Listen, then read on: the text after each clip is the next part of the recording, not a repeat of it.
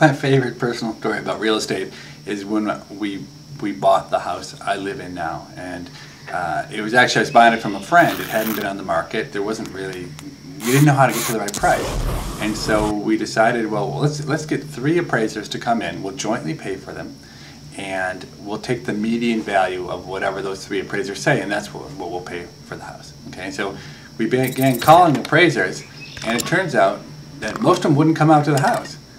They said, if you don't actually have a price that you've gotten from, agreed to, how am I supposed to know what I should appraise the house at? And we said, well, you're an appraiser. You're the one supposed to be figuring out the value of the house. So all of them refused. Probably 8, 10 calls we made.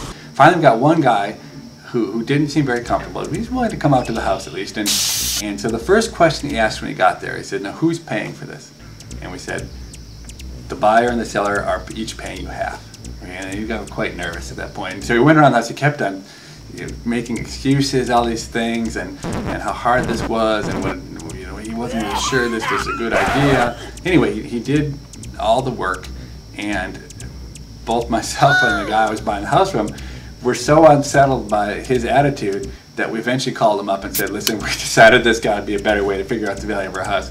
And I've never heard someone sound so relieved on the phone as this appraiser, when he didn't actually have to come up with the value of the house on his own, instead of just find a value that matched the selling price.